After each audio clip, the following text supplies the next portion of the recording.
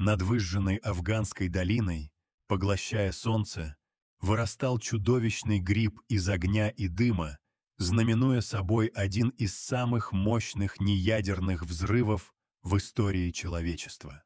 Ударная волна, следовавшая за ним, выбила воздух из легких на километры вокруг, швыряя людей и многотонную технику, словно детские игрушки. Но за несколько часов до этого апокалипсиса Килагайская долина жила своей обычной, изнуряющей жизнью, и ничто не предвещало превращения этого пыльного уголка земли в филиал ада. 10 августа 1988 года было неотличимо от сотен предыдущих. Раскаленный воздух висел неподвижным маревом, плавил гудрон на крышах модулей, заставлял солдат искать малейший клочок тени. Жара, доходившая до 50 градусов, смешивалась с вечной пылью и запахом дизельного топлива, создавая тягучую, апатичную атмосферу. Жизнь огромной перевалочной базы, сердца снабжения всей сороки армии, текла по заведенному распорядку, подчиняясь лишь командам и безжалостному солнцу. Примерно в 16:20 эту сонную рутину разорвал глухой, тяжелый удар, от которого ощутимо вздрогнула земля. В Афганистане любой взрыв был делом привычным, но этот звук был иным, утробным, идущим будто из-под земли, и он не был похож на разрыв вражеской мины где-то на заставах. Солдаты в курилках замерли, офицеры в штабе оторвались от бумаг. Не прошло и минуты, как долину сотряс второй взрыв, несравнимо более мощный. Со стороны артиллерийских складов, где под открытым небом хранились горы ящиков с боеприпасами, к небу взметнулся столб густого черного дыма. Стало ясно, случилось страшное. А затем начался хаос, который невозможно было осмыслить. К грохоту взрывов добавился новый, леденящий душу звук, пронзительное шипение и свист, быстро переходящий в рев. Это ожили реактивные снаряды для систем «Град». «Град». От адского жара пожара, охватившего штабеля, их маршевые двигатели запускались самопроизвольно. Тысячи смертоносных ракет, лишенные направляющих установок, взмывали в небо прямо из ящиков, превращаясь в неуправляемое оружие. Они выписывали в дымном небе огненные пируэты и, подчиняясь лишь слепому случаю, устремлялись обратно к земле. Это был смертоносный фейерверк, превративший всю территорию гарнизона в гигантскую русскую рулетку.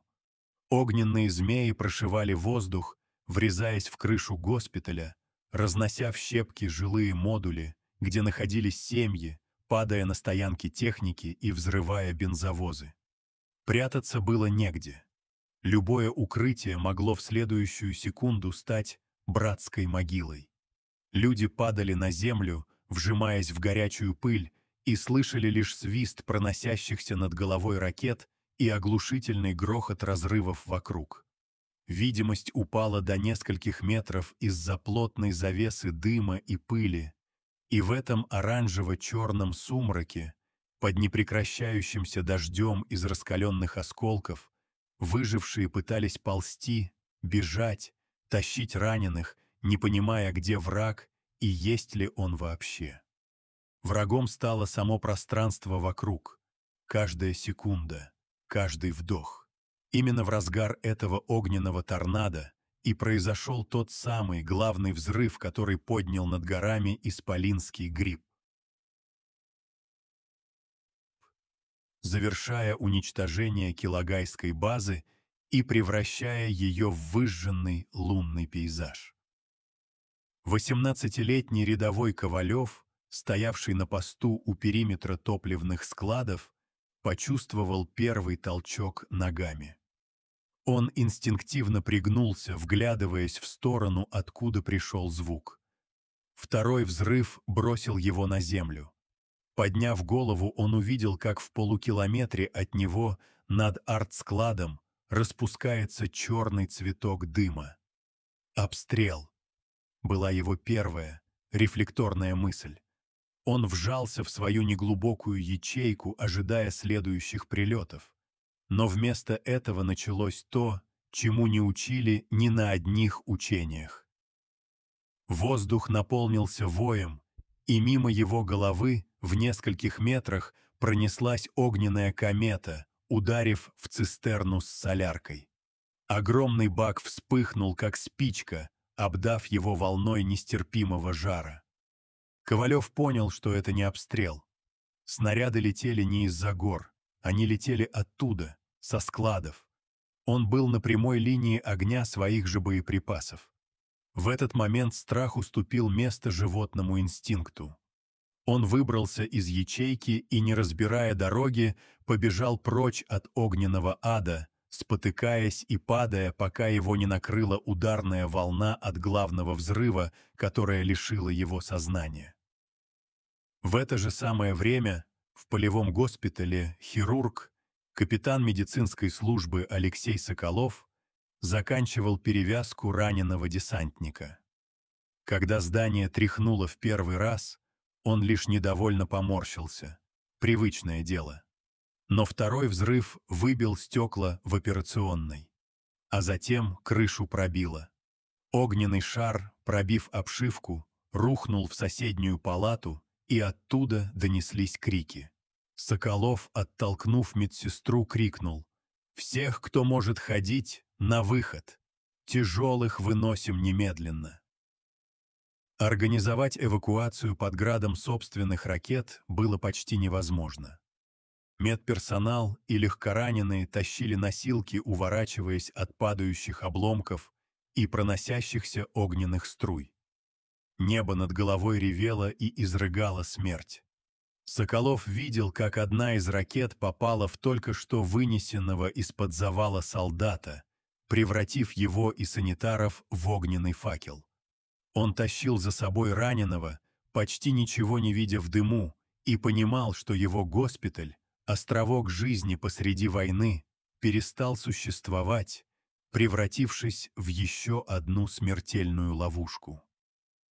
А в нескольких километрах от эпицентра, в уцелевшем бункере штаба, майор Додонов, тот самый начальник артиллерийского склада, который почти год бил тревогу, докладывая о чудовищной перегрузке, смотрел на происходящее с ужасом и мрачной правотой. Он знал, что это должно было случиться. Он видел, как в последние недели на его и так забитые под завязку площадки свозили боеприпасы из Кундуза. Спешно, небрежно, многие со взведенными взрывателями. Он видел, как солдаты роняли ящики, как работали под палящим солнцем рядом с трассирующими патронами, которые могли вспыхнуть от одного перегретого луча.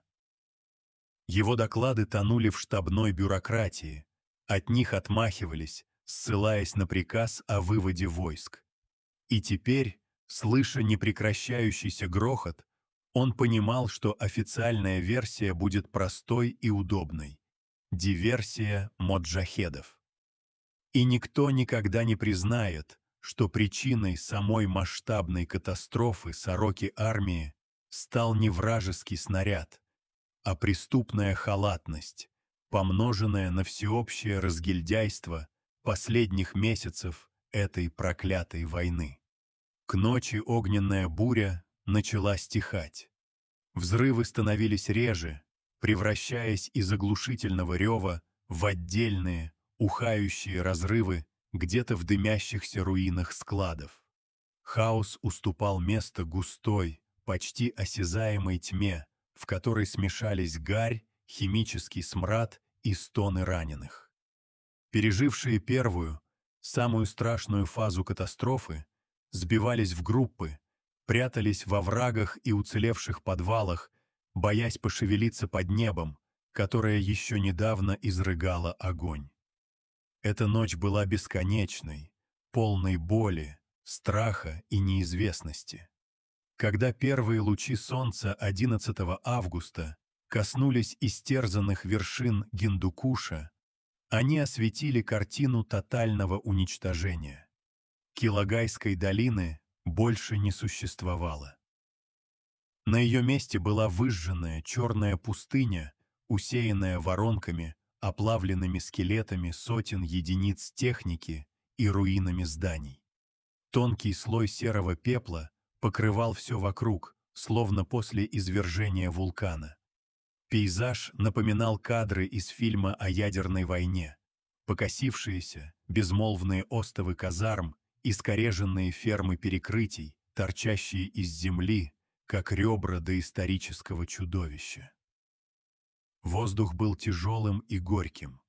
Тишина, пришедшая на смену адскому грохоту, давила на уши, и в ней отчетливо слышался треск дотлевающих пожаров и далекие, отчаянные крики. Сознание возвращалось к рядовому Ковалеву медленно, через вязкую пелену боли в голове и оглушительный звон в ушах. Он открыл глаза и не узнал места, где находился. Он лежал в неглубокой канаве, засыпанной пеплом и мелкими обломками. Форма на спине обуглилась, кожа горела. Он сел, и мир качнулся. То, что он увидел, заставило его застыть.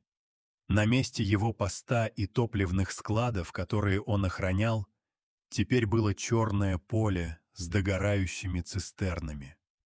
Он поднялся на ноги, шатаясь, и побрел, сам не зная куда. Он шел по миру, лишенному звуков и красок. Он видел тела, лежащие в неестественных позах, видел перевернутый танк с оторванной башней, видел знакомого прапорщика, который сидел, прислонившись к остатку стены, и смотрел в никуда невидящими глазами.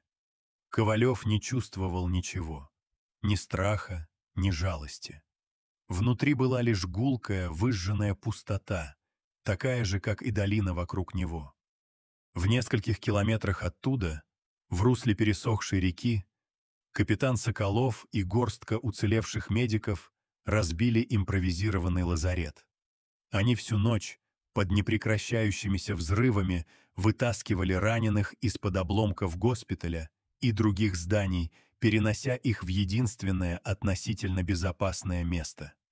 Теперь, при свете дня, Соколов пытался провести сортировку. Раненых было больше сотни. Ожоги, осколочные ранения, тяжелейшие контузии. Медикаментов почти не было, все сгорело. Перевязочный материал делали из разорванных тельняшек и рубах. Вместо операционного стола – плащ-палатка, вместо наркоза – фляга со спиртом, если удавалось ее найти. Он работал молча, на автомате, отгоняя мысли об увиденном ночью. Он знал, что если даст волю эмоциям, то просто сойдет с ума. Его задачей было спасать тех, кого еще можно было спасти, отсекая безнадежных.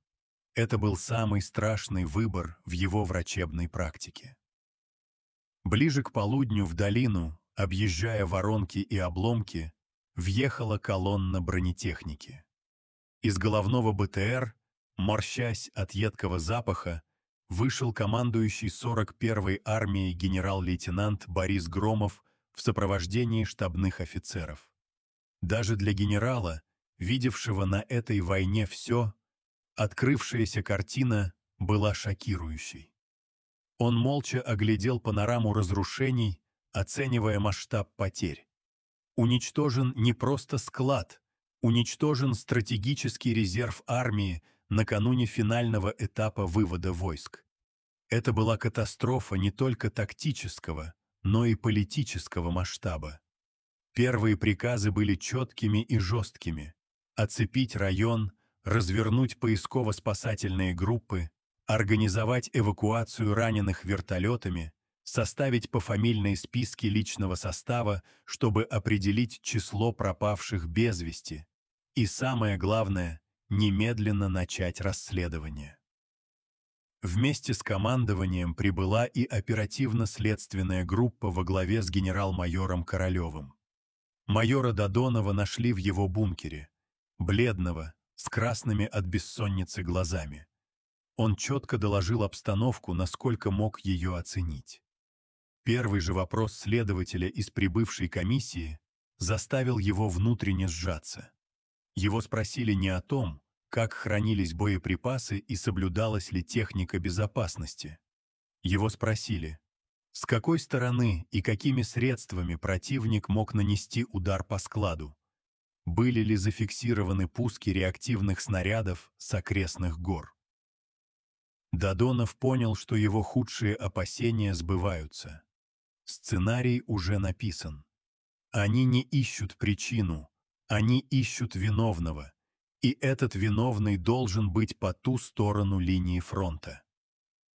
В этот момент майор встал перед выбором: рассказать все, что он знает, про перегрузку, про кундузские боеприпасы со взведенными взрывателями, про свои рапорты, которые игнорировались, и стать предателем системы, подписав себе приговор. Либо промолчать и позволить списать все на моджахедов, похоронив правду под тоннами пепла вместе с погибшими солдатами. Работа комиссии генерала Королева началась незамедлительно и велась с показной, лихорадочной энергией. В уцелевшем штабном модуле, пропахшем гарью, развернули оперативный центр. Генерал, сухой подтянутый человек с холодными, ничего не выражающими глазами, действовал как хирург на поле боя, быстро, жестко, отсекая все лишнее. А лишним, как быстро понял майор Додонов, была любая информация, не укладывающаяся в уже утвержденную версию. Его допрашивали одним из первых. Додонов пытался говорить по существу, о многократном превышении норм хранения, о нарушении температурного режима, о боеприпасах из Кундуза, прибывших в снаряженном состоянии.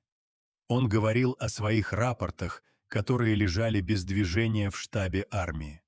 Генерал Королев слушал его, не перебивая, постукивая карандашом по карте.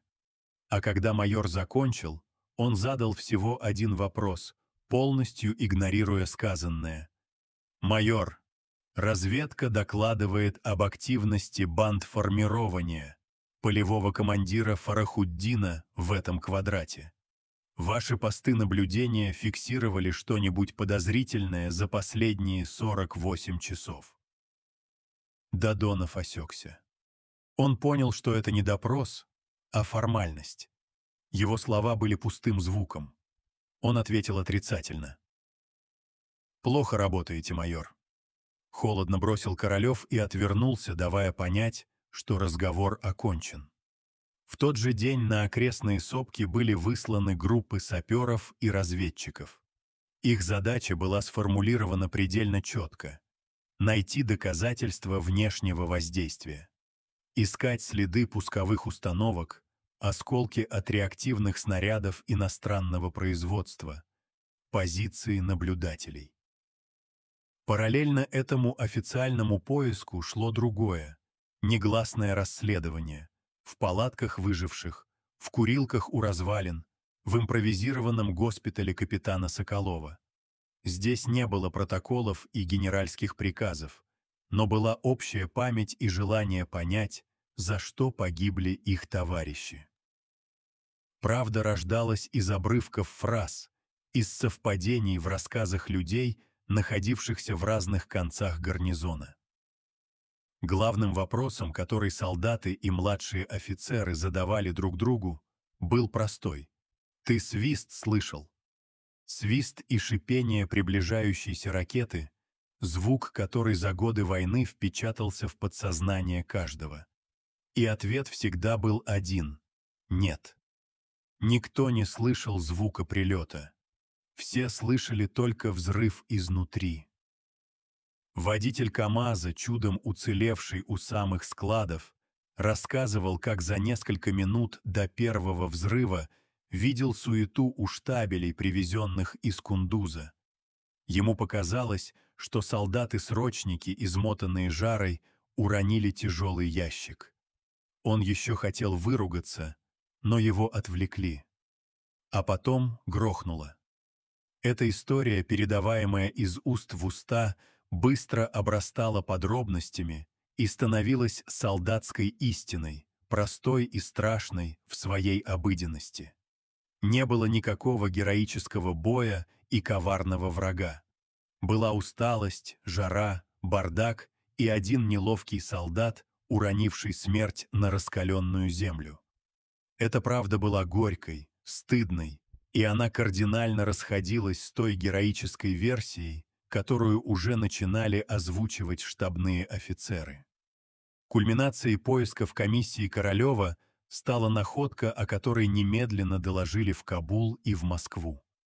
На склоне одной из сопок, примерно в 3 километрах от складов, саперы обнаружили хвостовую часть реактивного снаряда. О том, что это был старый, вросший в землю осколок от былых обстрелов, коих в этих горах были тысячи, проверяющие предпочли не задумываться. У снаряда было главное достоинство — он был. Его аккуратно сфотографировали, упаковали и приобщили к делу как главное вещественное доказательство диверсии. Генерал Королев мог быть доволен. Причина катастрофы была найдена. Доклад для высшего командования практически готов. Оставалось лишь провести формальные опросы личного состава, чтобы подтвердить версию документально. Именно тогда эти две правды, официальная и солдатская, должны были столкнуться. Молодого лейтенанта, командовавшего караулом в тот день, вызвали на допрос. Он, как и все, не слышал никакого прилета. Он, как и все, знал историю про уроненный ящик. Перед ним на столе лежал чистый лист протокола и ручка. Следователь, глядя ему в глаза, участливо спросил: «Вам ведь известно, лейтенант, что склады были атакованы с той сопки?» «Мы понимаем. В суматохе вы могли не услышать свист ракеты. Но вы должны помочь следствию. Вспомните. Может, была вспышка в том направлении». Лейтенант смотрел на следователя, потом на чистый лист и понимал, что от его слов сейчас зависит, будет ли похоронена правда о гибели десятков его подчиненных и товарищей под удобной для всех ложью. Лейтенант смотрел на пустой бланк протокола, потом на следователя, чье лицо выражало усталое нетерпение. В его голове пронеслись лица его погибших 18-летних солдат из караула. Он вспомнил их смех в курилке за час до взрыва, вспомнил, как они жаловались на жару. Поставить свою подпись под этой ложью означало предать их память, согласиться с тем, что их смерть была лишь строчкой в удобном отчете. Он медленно взял ручку, но вместо того, чтобы начать писать под диктовку, положил ее на стол. Он поднял глаза на следователя и тихо, но твердо сказал: «Никакой вспышки я не видел. И прилета не было. Первый взрыв был у нас под ногами, на территории склада. Я готов подтвердить это под присягой». Следователь не изменился в лице, лишь едва заметно дернулся желвак на его щеке. Он не стал спорить или угрожать. Он просто забрал со стола пустой бланк и сухо произнес: «Свободны, лейтенант». И молодой офицер понял, что его правда никому не нужна. Его просто обойдут, как досадное препятствие. Так и случилось. Упрямство лейтенанта и нескольких других честных офицеров не остановило машину государственной необходимости. В итоговом заключении комиссии генерала Королева, которое легло на стол высшему руководству, сухим канцелярским языком излагалась единственно верная и утвержденная версия. Было установлено, что склады 59-й бригады материального обеспечения подверглись внезапному массированному обстрелу реактивными снарядами со стороны бандформирований. Личный состав караула, проявив мужество и героизм, принял неравный бой.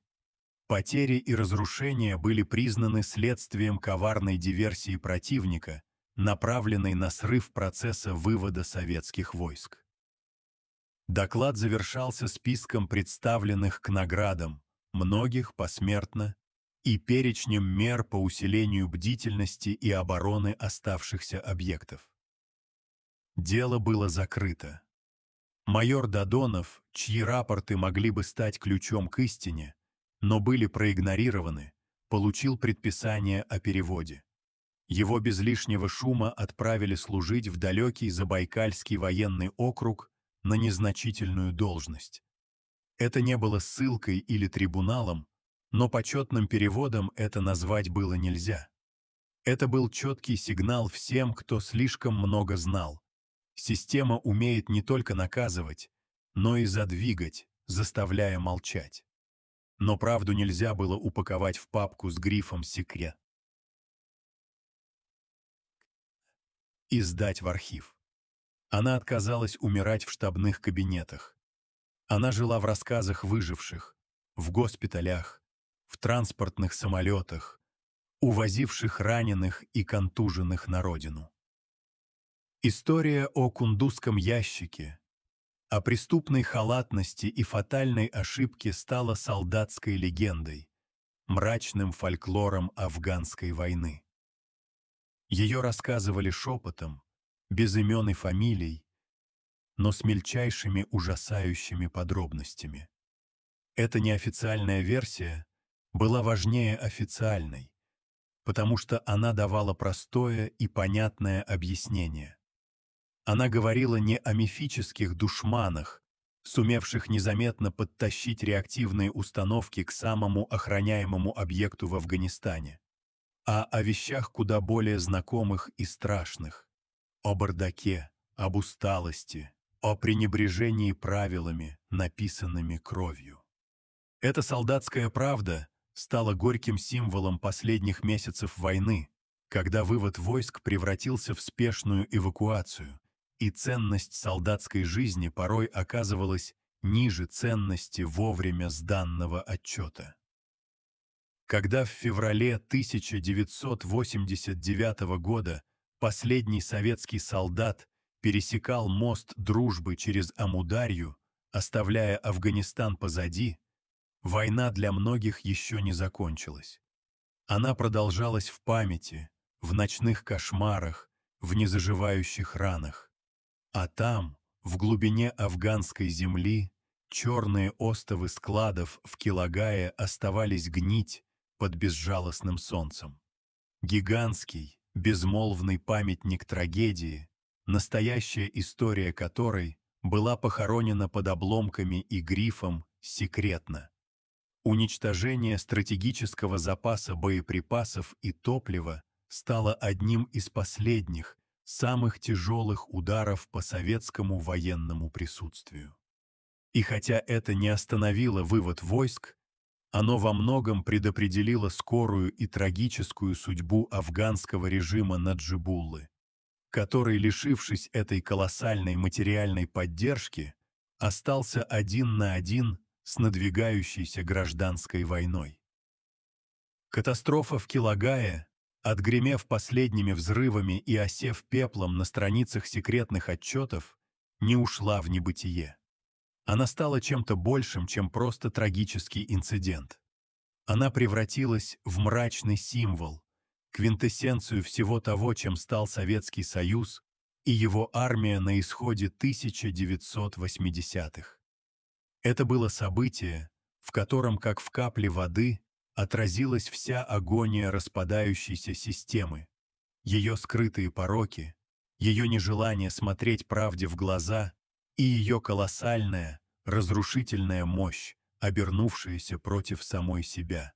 Взрыв произошел на фоне перестройки и гласности, но реакция на него, мгновенное создание удобной лжи, давление на свидетелей, сокрытие истинных причин продемонстрировала, что глубинные механизмы старой системы остались неизменными.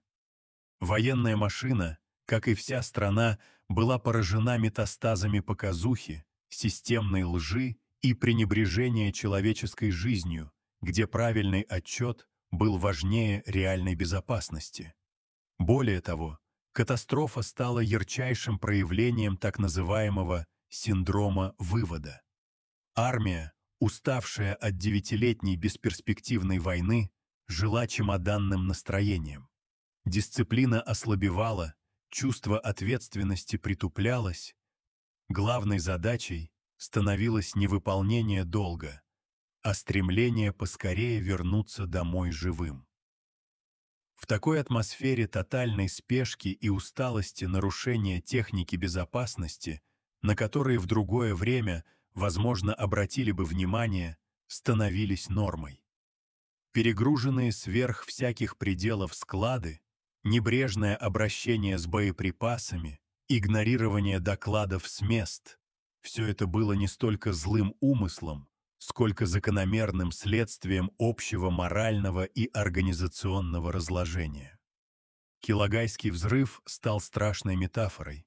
Колоссальные ресурсы, накопленные для ведения войны, в итоге сдетонировали не от удара врага, а от внутреннего безразличия и хаоса.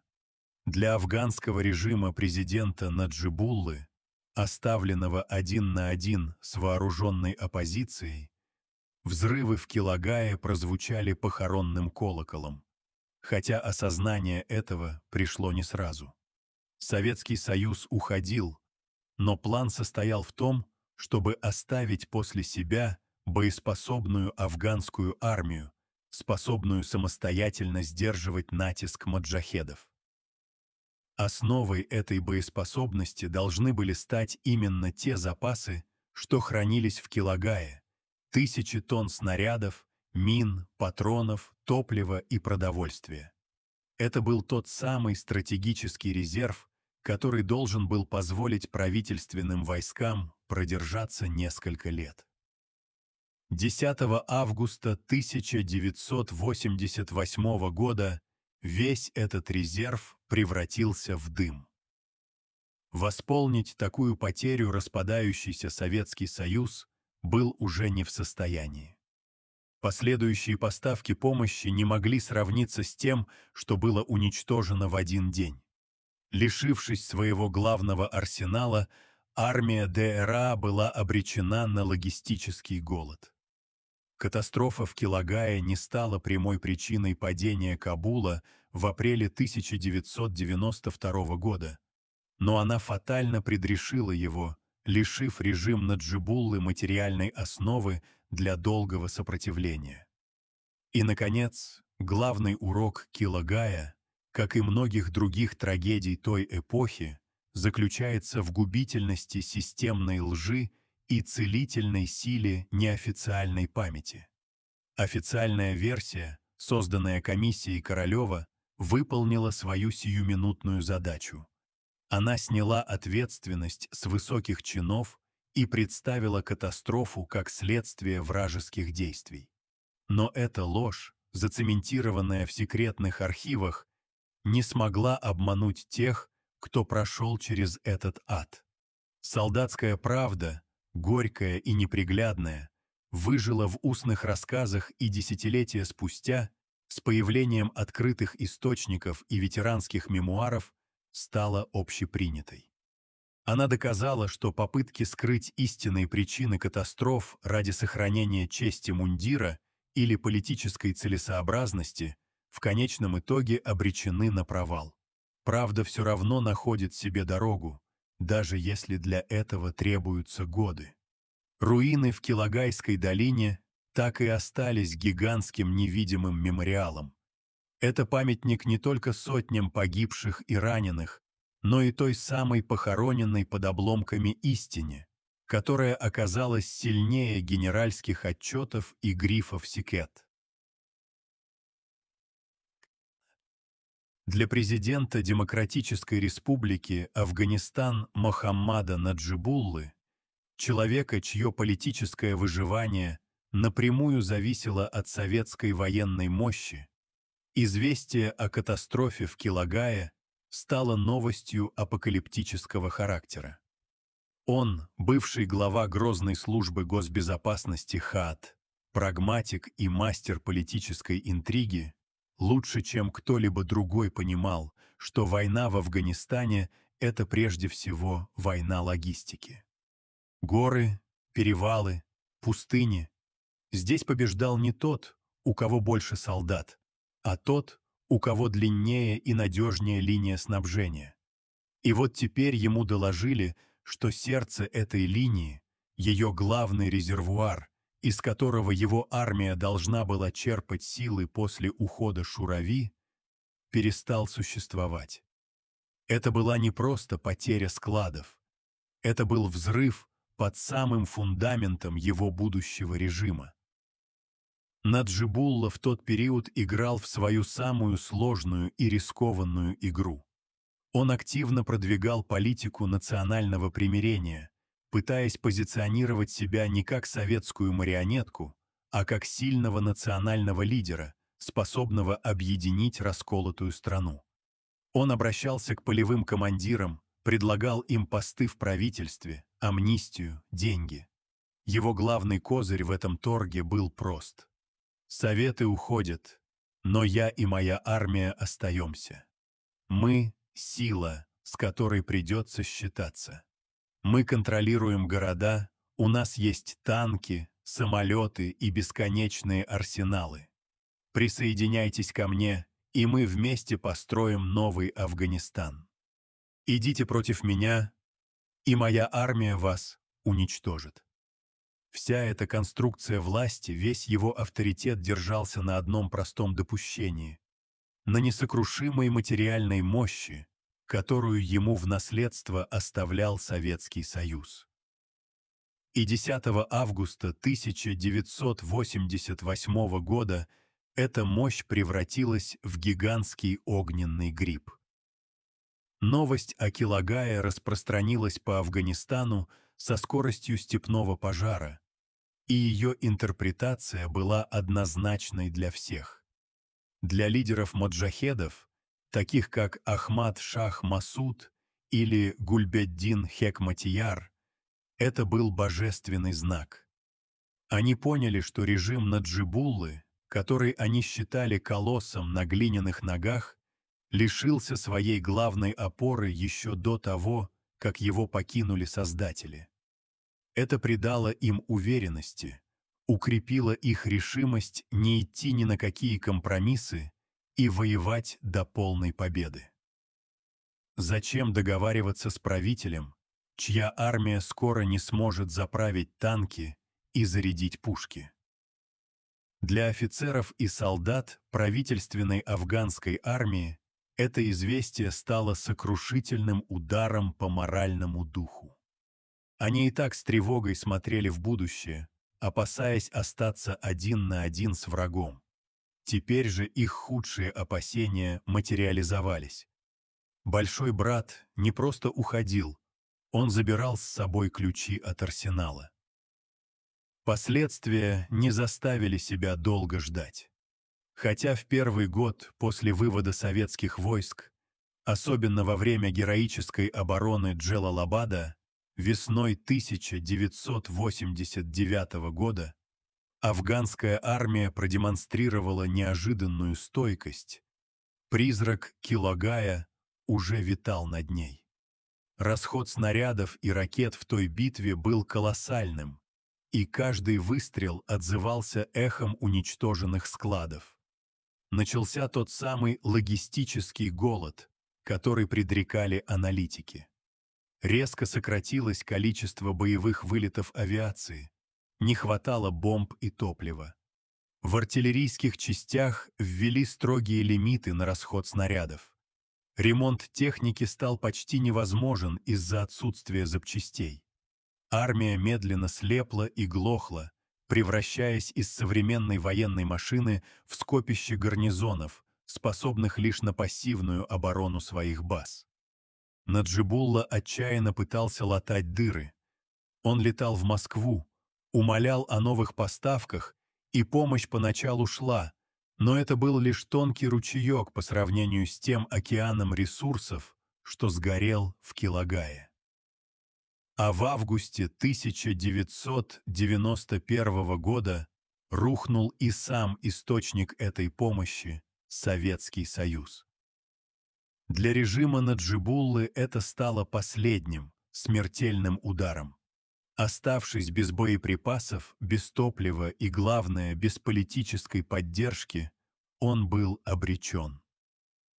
В апреле 1992 года его генералы предали его, армия развалилась, и маджахеды без боя вошли в Кабул.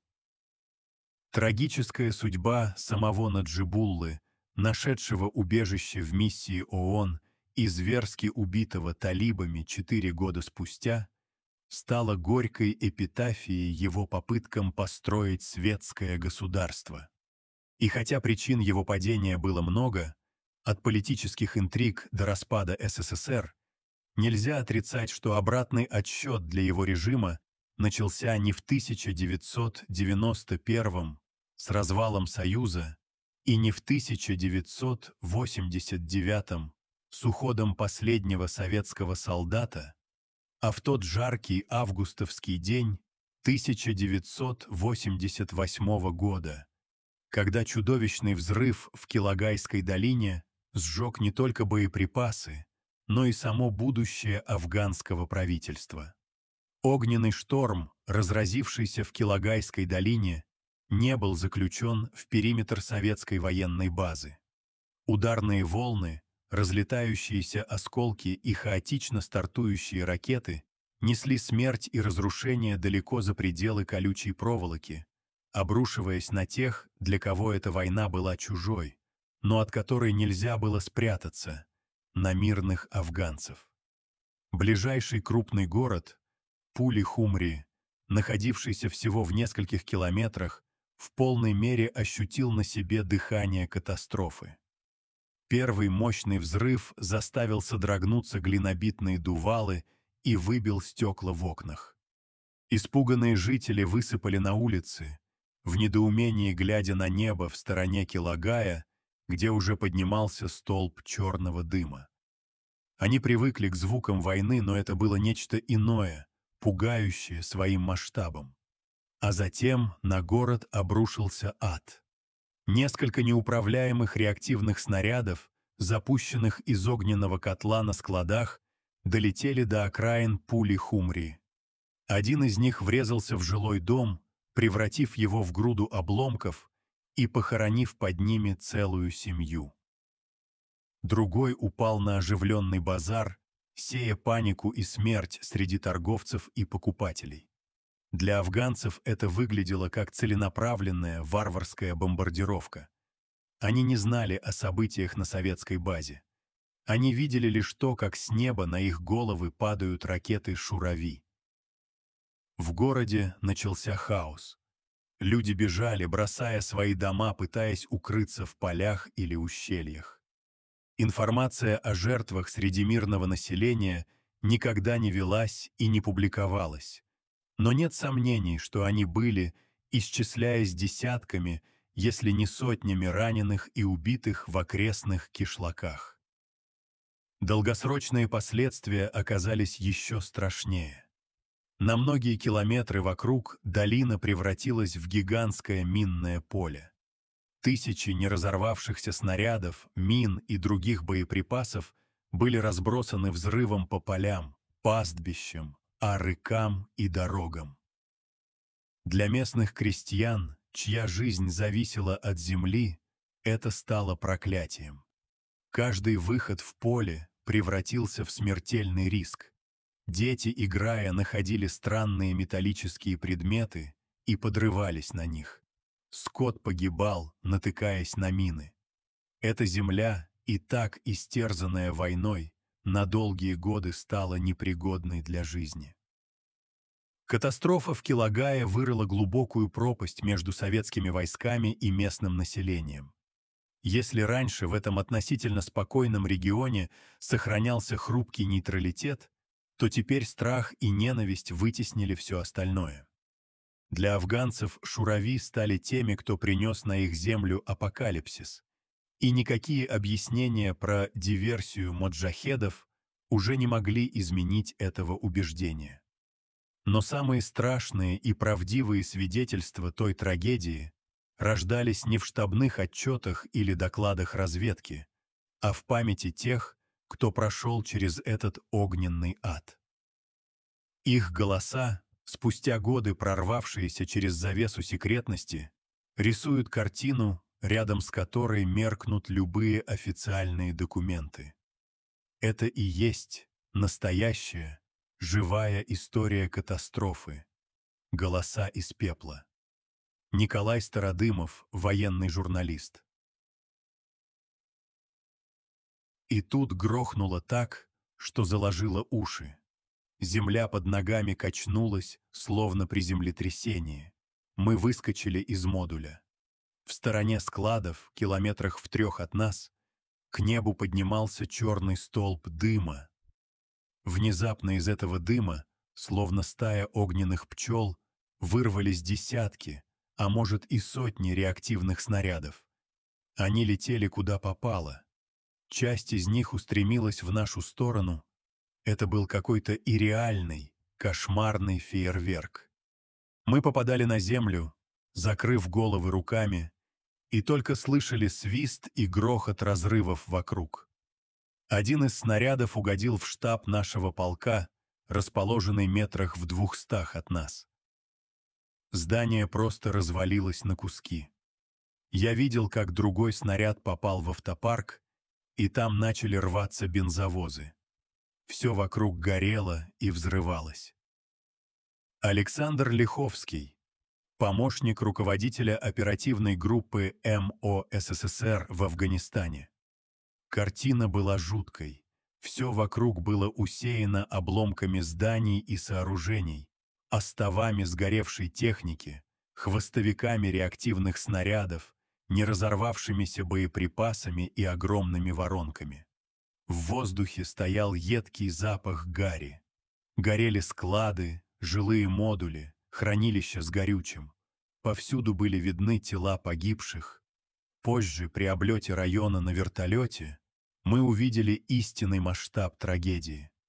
На месте складов зияла огромная черная воронка диаметром около километра. Все вокруг было выжжено дотла.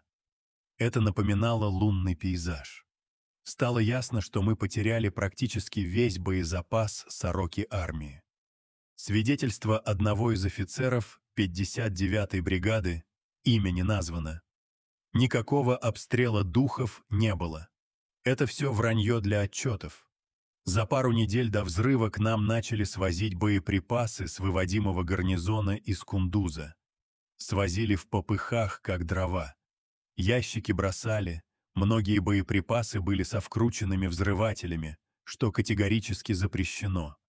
Хранить их было негде, поэтому их складировали прямо под солнцем, на жаре в 50 градусов. В тот день солдаты-таджики из стройбата разгружали очередную партию. По слухам, которые пошли сразу же, они просто уронили ящик со 120-миллиметровыми минами. Одна из них издетонировала. От нее загорелись ящики с трассерами, а потом огонь перекинулся на штабеля с реактивными снарядами. Так все и началось. Не было никакого врага. Мы сами себя взорвали. Эти голоса, лишенные генеральского пафоса и штабной риторики, и есть самая страшная правда о Килагае. Они рассказывают историю не о диверсии и героизме, а о преступной халатности, усталости и системном бардаке, которые в один жаркий августовский день сошлись в одной точке и породили один из самых мощных неядерных взрывов в истории.